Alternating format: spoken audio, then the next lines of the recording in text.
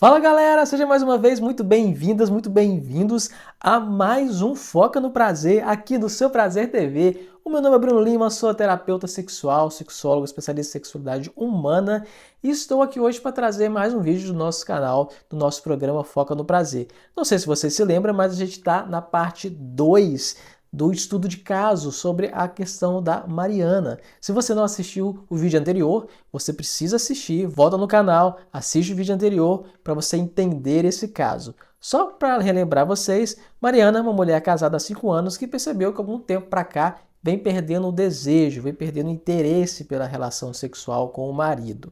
E ela procurou a terapia sexual para tentar encontrar a solução para essa questão, a solução para esse problema que ela está sentindo que está distanciando o relacionamento, está ficando mais frio e todas as questões que são muito comuns de acontecer em relacionamentos à medida que eles vão progredindo aí no tempo. Essa perda do desejo, essa perda do libido, isso acontece com muita frequência. Acontece com frequência não quer dizer que é normal, quer dizer que é algo que a gente precisa mexer, olhar, principalmente isso traz sofrimento para a pessoa. Então a gente sempre vai partir dessa lógica do sofrimento. No vídeo anterior, a gente falou sobre o caso, né? Falamos da conceitualização do caso, quais são os pontos importantes que a gente pesquisou, que a gente conversou com a Mariana para que a gente pudesse perceber quais são os processos que estão atrapalhando, que estão agindo aqui como fatores de manutenção ou fatores de vulnerabilidade dessa queixa, desse problema que ela está nos trazendo. E justamente no vídeo de hoje, a gente vai focar então nas estratégias de intervenção que a gente pensou, que a gente utilizou, nas técnicas que a gente usou para poder justamente minimizar os impactos desses fatores de manutenção, desses fatores de vulnerabilidade, para que ela pudesse sair dessa queixa, para que ela pudesse recuperar, enfim, o desejo, recuperar o prazer dentro da relação dela com o marido, dentro da relação sexual dela, dentro do seu relacionamento. Perfeito? Então, se você não viu o vídeo anterior, volta, você precisa ver, senão você não vai entender nada desse caso aqui. Tá joia? Se você viu o vídeo anterior, fica aqui comigo que eu tenho certeza que você vai gostar muito desse caso, que está bem interessante, que está bem legal.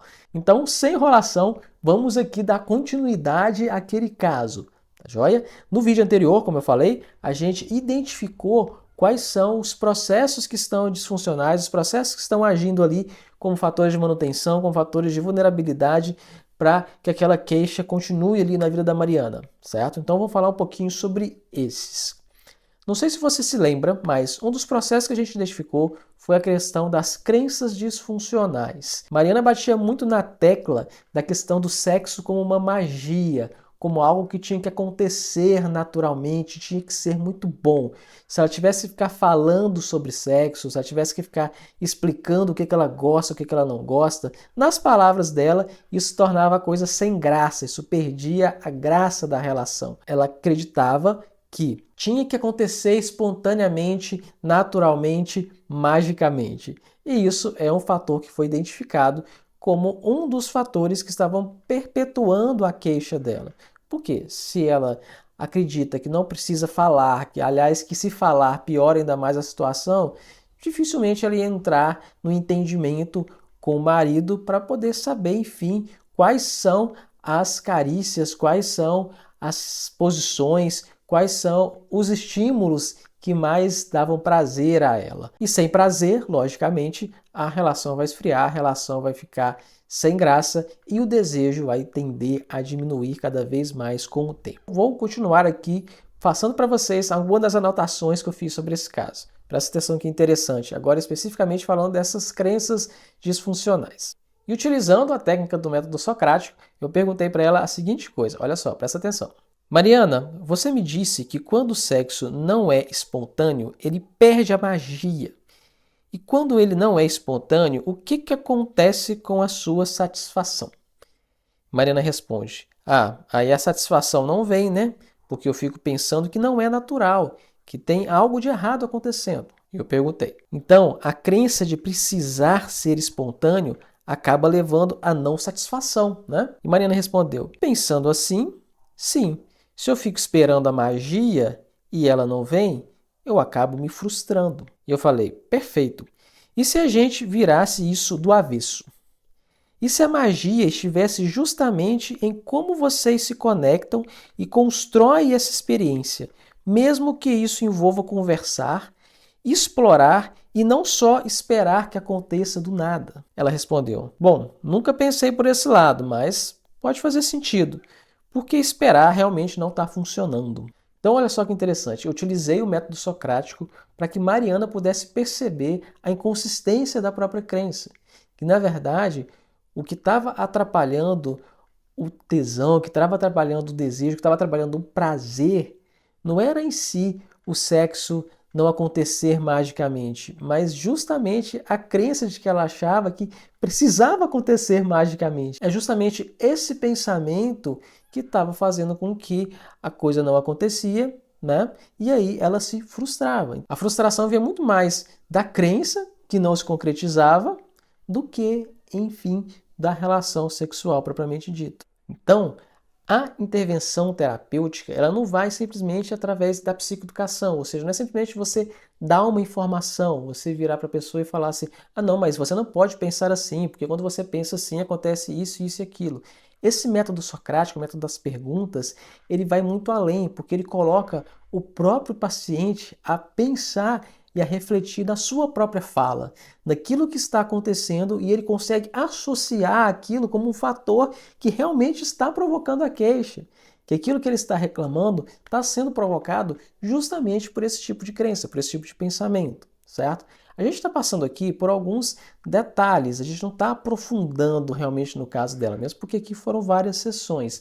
Só para vocês terem uma noção de como que a gente pode trabalhar esses casos, que acontecem com muita frequência, certo? Agora que você quiser aprofundar mesmo, se você quiser se tornar um terapeuta sexual com um certificado reconhecido pelo MEC através da Faculdade FEX Educação, eu tenho um convite que provavelmente você já conhece, que é vir para a nossa formação em terapia sexual aqui do Instituto Bruno Lima. Lá você vai ter todas as ferramentas teóricas e práticas para que você consiga conduzir casos como esse. Eu vou deixar aqui embaixo no vídeo, na descrição, um link para você conhecer, tá joia? Então vamos seguindo aqui agora para um próximo processo que estava ali agindo como fator de manutenção também da queixa da Mariana. O próximo processo que a gente identificou foi o problema com a questão a autoimagem corporal. Isso é uma coisa que incomodava muito Mariana. Olha só o que ela falou sobre isso. Eu perguntei para ela: Mariana, quando você está no escuro e se sentindo julgada pelo seu corpo, o que a sua atenção costuma fazer? Para onde ela vai? No vídeo passado, uma das coisas que Mariana falava é essa questão da vergonha com o próprio corpo, né, a preocupação do marido de estar vendo alguma imperfeição, né, na fala dela. E ela respondeu o seguinte: ela vai para o meu corpo, para minhas imperfeições. Fico pensando, será que ele notou? E eu falei para ela: certo. E quando sua atenção está focada nas suas imperfeições, ou no que ele pode estar notando, onde não está a sua atenção? E ela respondeu: no que está acontecendo, nas carícias, no momento de prazer.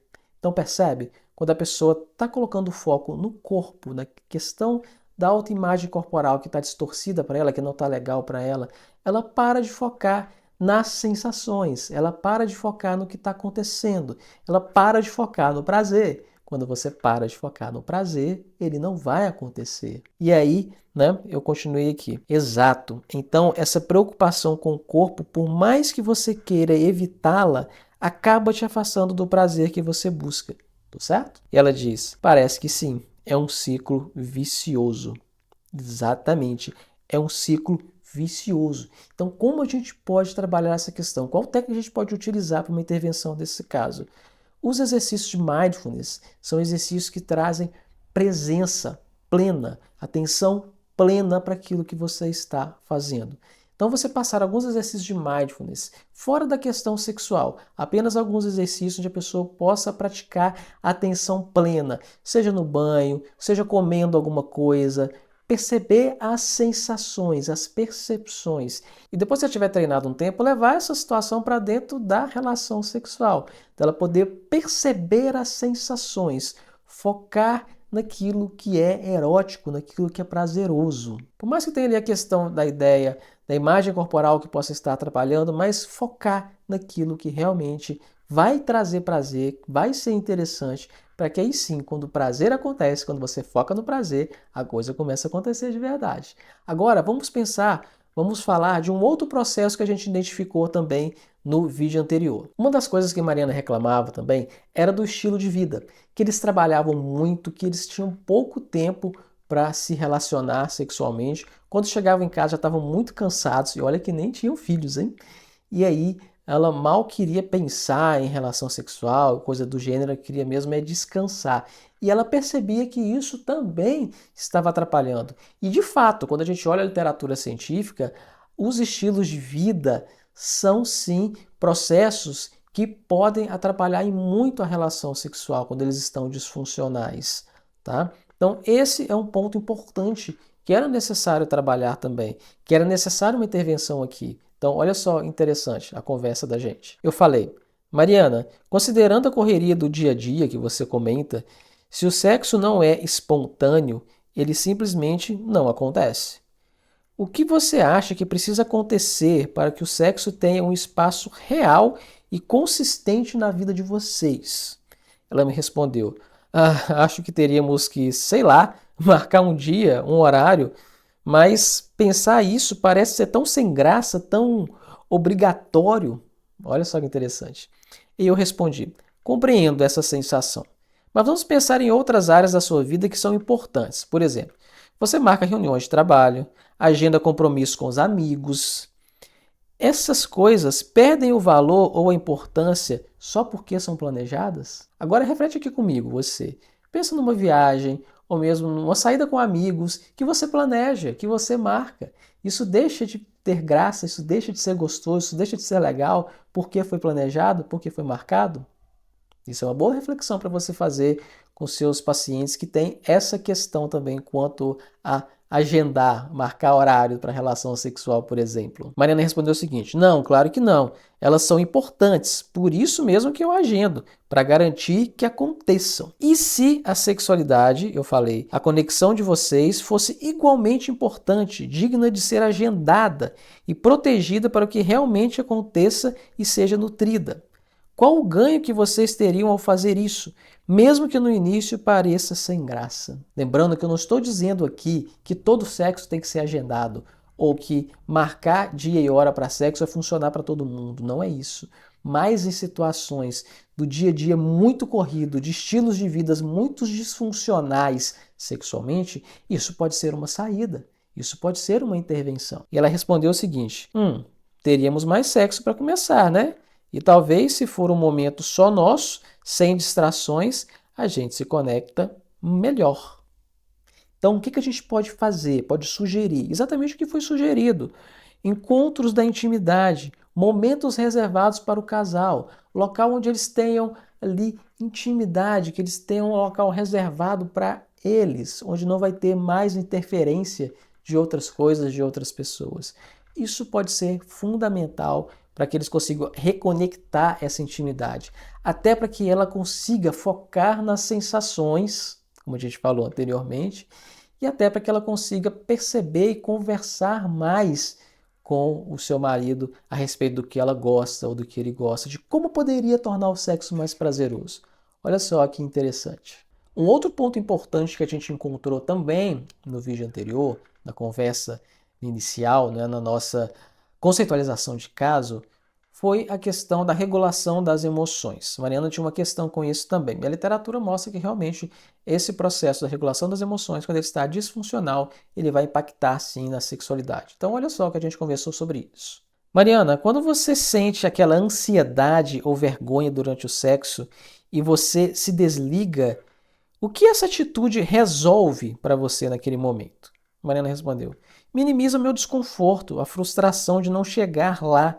Não preciso lidar com a falha. Eu perguntei: e ao longo prazo, essa solução de se desligar, ela está te aproximando ou te afastando do seu objetivo de ter uma vida sexual mais satisfatória e prazerosa? E ela respondeu: está me afastando, porque eu me sinto cada vez menos presente, menos interessada. E eu respondi: então, comportamento que te ajuda a evitar o desconforto imediato, na verdade, mantém o seu problema a longo prazo. que poderíamos tentar fazer de diferente para que você possa tolerar um pouco desse desconforto inicial, sabendo que isso pode te levar a uma satisfação maior depois? Ela respondeu, olha só que interessante. Não sei, talvez me lembrar de que está tudo bem se não ser perfeito, que posso me permitir sentir e não ter que resolver na hora. Ou seja, tentar sair um pouco do controle, de que ela tem que resolver logo a questão do orgasmo, ela tem que gozar, ela tem que fazer isso, tem que fazer aquilo. E sim focar novamente aqui nas percepções, nas sensações, para que o prazer naturalmente lhe aconteça. Então, em vez dela desligar, para não lidar com a frustração de não estar conseguindo ter o orgasmo, ela precisa sim se ligar nas sensações. Aqui, mais uma vez, o exercício de mindfulness pode ser importantíssimo para que ela consiga focar nas sensações apesar de algum desconforto emocional. Então, é muito comum a gente ver dentro das sessões as pessoas utilizando a evitação. Justamente isso. Elas evitam ficar na relação ou evitam estar presente justamente para poder evitar aquele desconforto emocional. Só que isso pode funcionar ali na hora para evitar aquele desconforto, só que a longo prazo piora a situação. Então o que a gente precisa? Trazer presença, trazer ferramentas para que ela possa desenvolver essa presença, esse foco nas sensações, apesar do desconforto emocional que possa ter em algum momento. E quando ela começar a focar nas sensações, perceber as sensações de prazer, aí sim a coisa voltar a acontecer de novo, de forma interessante. E para a gente finalizar aqui essa nossa análise, o último processo que a gente identificou no vídeo anterior, na nossa conceitualização de caso, que é justamente uma relação voltada para o prazer, focada no prazer. Mariana tinha essa dificuldade. Tá? Mariana tinha uma abordagem passiva e genitalizada do prazer, esperando que o orgasmo acontecesse, sem sua participação ativa ou autoconhecimento. Então, olha só o que nós conversamos. Eu falei com ela, Mariana, você mencionou que o orgasmo simplesmente não acontece para você, nem na masturbação. Se o orgasmo fosse uma receita, o que você diria que está faltando nessa receita que você tem usado? Ela respondeu, não sei, acho que não tem os ingredientes certos. Eu nem sei o que funciona para mim direito. E eu falei, exatamente. E se parte da sua jornada fosse justamente descobrir esses ingredientes, essas técnicas, ao invés de esperar que eles venham prontos, qual o papel da sua curiosidade e da experimentação nessa busca? Ela falou, acho que um papel enorme. Eu nunca me permiti explorar de verdade. Fico com medo de tentar e não dar certo, de me frustrar, de dar errado de novo.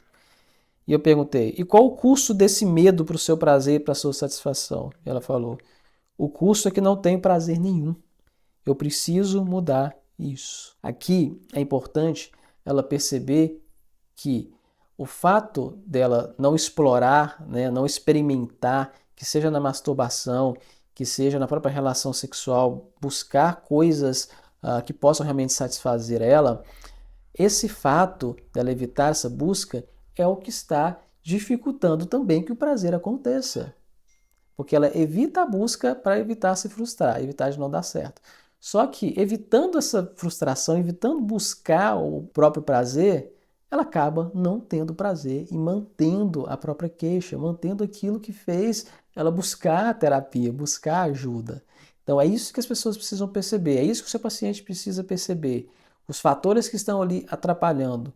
E quando eles percebem que existem possibilidades, como por exemplo aqui nesse caso, poderíamos trabalhar com uma masturbação orientada, também chamada de masturbação guiada, para que ela comece a explorar, né, as áreas de prazer do próprio corpo, é uma possibilidade de você começar a trabalhar com isso.